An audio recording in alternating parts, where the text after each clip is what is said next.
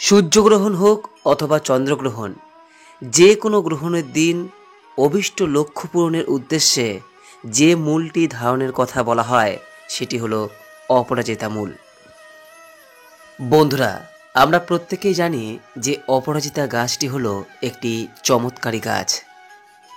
এমন কোনো দেবদেবী নেই যার পূজায় এই অপরাজিতা গাছের ফুলের ব্যবহার করা হয় না। শিব ও শক্তির সম্মিলিত সত্তার প্রতীক হিসেবে গণ্য করা হয় এই অপরাজিতা গাছকে। বাস্তুবিদদের মতে প্রত্যেকটি বাড়িতেই অন্তত একটি হলেও এই অপরাজিতা গাছ থাকা প্রয়োজন। অপরাজিতা গাছের ফুলের ব্যবহার কিভাবে করতে হয় সে সম্পর্কে ইতিপূর্বেই একটি ভিডিওর মাধ্যমে আপনাদের সামনে বিস্তারিত আলোচনা করেছি। বন্ধুরা, আজ এই ভিডিওর মাধ্যমে আপনাদের সামনে আলোচনা করব অপরাজিতার মূলের ব্যবহার সম্পর্কে। যে কোনো গ্রহণের দিন অপরাজিতার এই মূল ধারণ করে ব্যক্তি তার অভীষ্ট লক্ষ্য পূরণ করতে সক্ষম হন। বন্ধুরা, যেহেতু সামনেই আসন্ন বছরের প্রথম সূর্যগ্রহণ, আর এই সূর্যগ্রহণে যদি আপনি অপরাজিতা গাছের মূলটি ধারণ করতে চান তাহলে এই ভিডিওটি সম্পূর্ণ মনোযোগ সহকারে দেখুন। আশা করি এই ভিডিওটি আপনাকে সমৃদ্ধ করবে। ভিডিওটি সম্পূর্ণ দেখার পর যদি এই সংক্রান্ত কোনোরূপ কোনো মনে প্রশ্ন থাকে তাহলে নিচের কমেন্ট বক্সে অবশ্যই জানাবেন। নমস্কার দর্শক বন্ধুরা, অমৃত কথা এই চ্যানেলে জানায় আপনাদের সুস্বাগতম। ভারতীয় দর্শন, শাস্ত্র এবং বিভিন্ন দেবদেবীর পূজা অর্চনা পদ্ধতি এই চ্যানেলের মূল আলোচনার বিষয়বস্তু। চলুন বন্ধুরা, এবার বিস্তারিত প্রসঙ্গে প্রবেশ করি। বন্ধুরা, চন্দ্রগ্রহণ অপেক্ষা সূর্যগ্রহণে অপরাজিতা গাছের মূল ধারণ একটু ভিন্ন প্রকৃতির, তবে উভয় ক্ষেত্রেই এর কার্যকারিতা প্রায় সমান। চন্দ্রগ্রহণের ক্ষেত্রে যেমন অপরাজিতা গাছের মূল ধারণের কথা বলা হয় চন্দ্রগ্রহণ চলাকালীন সময়ে, সূর্যগ্রহণের ক্ষেত্রে কিন্তু বিষয়টি তেমন নয়।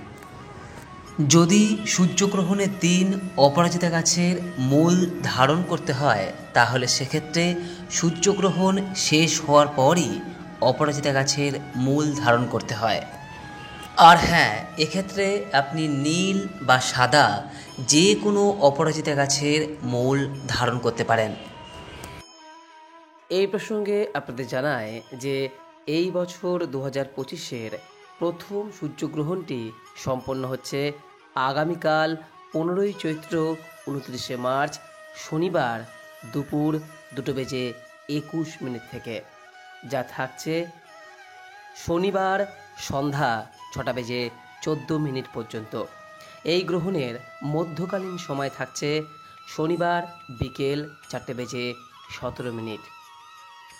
এই গ্রহণের স্থিতি অর্থাৎ সময়কাল হলো 3 ঘন্টা 53 মিনিট।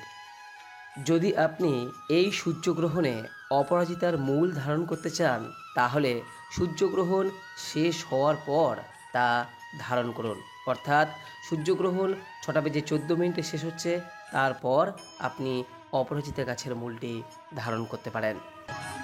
এইবার দর্শক বন্ধুরা, আপনাদের জানাবো যে এই সূর্যগ্রহণের দিন কিভাবে আপনি অপরাজিতা গাছের মূলটিকে ধারণ করবেন।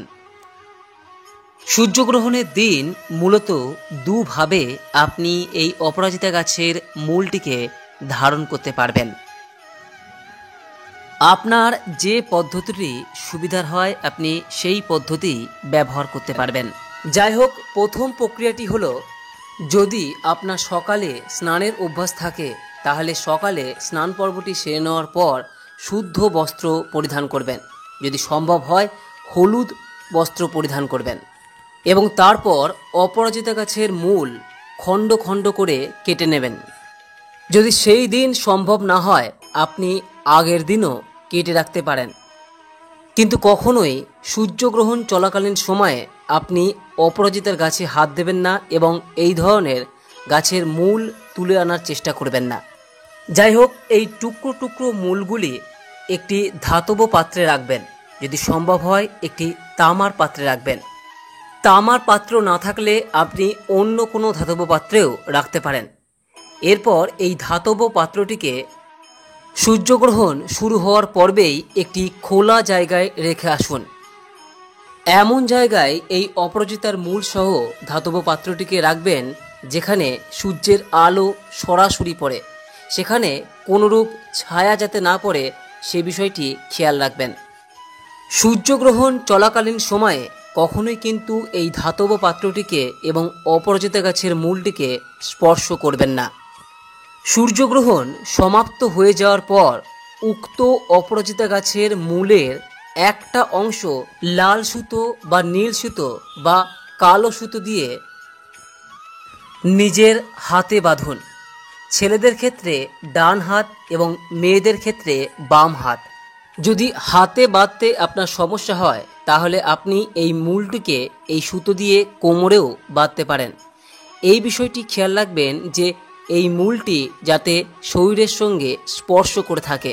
তখন আপনি এই অপরাজিতা গাছের মূলটি আপনার শরীরে বাঁধছেন, তখন অবশ্যই আপনার ইষ্ট দেবতাকে স্মরণ করবেন। ইষ্ট দেবতা অর্থাৎ আপনি যাকে মনে প্রাণে বিশ্বাস করেন, যাকে আপনি মানেন।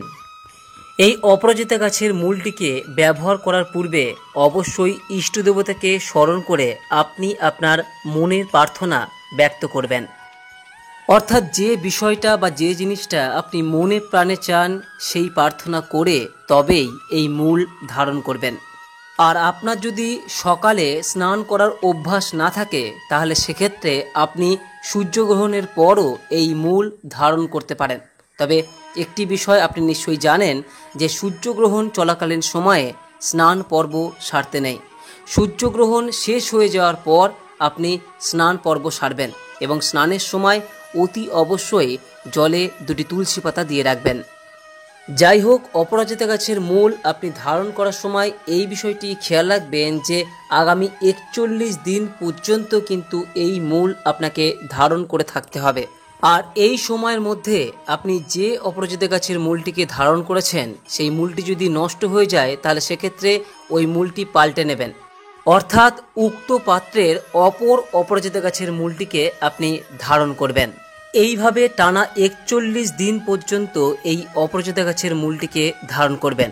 এবং একটি বিষয় খেয়াল রাখবেন যে যখন আপনি এই অপরাজিতা গাছের মূলটিকে পাল্টাচ্ছেন তখনও সেই একই প্রক্রিয়ায় আপনাকে ইষ্ট দেবতাকে স্মরণ করে আপনার মনের প্রার্থনা ব্যক্ত করতে হবে।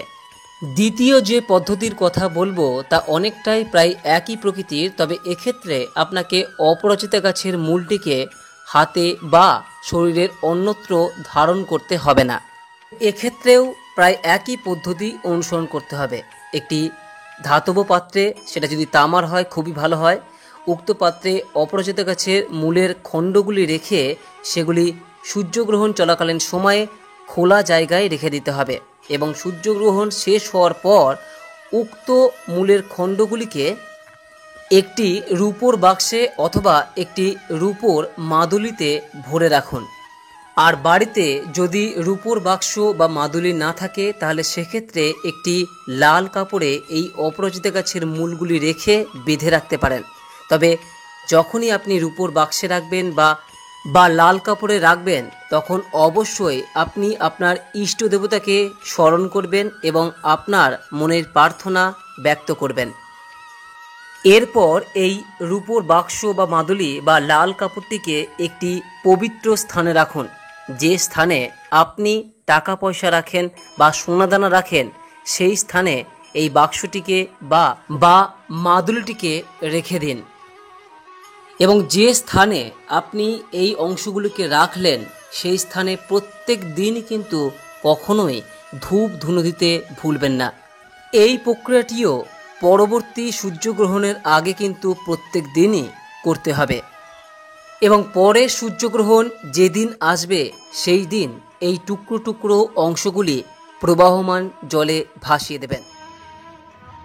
আর যদি মনের অভীষ্ট লক্ষ্যটি যদি তার পূর্বেই পূরণ হয়ে যায় তাহলে সেক্ষেত্রে অপরাজিতা গাছের মূলটিকে লক্ষ্যটি পূরণ হওয়ার সঙ্গে সঙ্গেই সেই দিন জলে ভাসিয়ে দেবেন এবং অপরাজিতা ফুল দিয়ে আপনার ইষ্ট দেবতা বা দেবীর উদ্দেশ্যে পূজা দেবেন। এই পদ্ধতির মাধ্যমে একদিকে যেমন মনের মধ্যে একটা আত্মবল, আত্মবিশ্বাস ফিরিয়ে আনে এবং এবং আপনার আশেপাশে নেগেটিভ এনার্জি দূর করে পজিটিভ এনার্জির আগমন ঘটাতে সাহায্য করে। এমনটা বিশ্বাস করা হয় যে এই অপরাজিতা গাছের মূল ধারণ করার মধ্য দিয়ে অর্থনৈতিক সমৃদ্ধিও লাভ করা যায়। তবে সব কিছুর উপর নির্ভর করে আপনার বিশ্বাস, শ্রদ্ধা এবং ভক্তি, এবং সর্বোপরি আপনার কর্ম। আত্মবিশ্বাস বৃদ্ধি পেলে মানুষের কর্মদক্ষতা যেমন বৃদ্ধি পায়, ঠিক তেমনি মনের মধ্যে কোনো সংকল্প যদি তৈরি হয়ে যায়, সেই সংকল্প আমাদের অবচেতন মনে প্রবেশ করে এবং অবচেতন মন আমাদের অনেক কিছু করাতে বাধ্য করে। আশা করি দর্শক বন্ধুরা এই ভিডিওটি আপনাকে সমৃদ্ধ করেছে। এরপরও যদি এই সংক্রান্ত কোনোরূপ কোনো প্রশ্ন বা মতামত থাকে, নিজের কমেন্ট বক্সে অবশ্যই জানাবেন। সকলেই ভালো থাকুন, সুস্থ থাকুন। আপনার মনের অভীষ্ট ইচ্ছা ঈশ্বরের কৃপায় পূরণ হোক এই কামনা করে আজকের মতো ভিডিওটি এখানেই শেষ করলাম। নমস্কার, ধন্যবাদ। ঈশ্বর আপনার মঙ্গল করুক।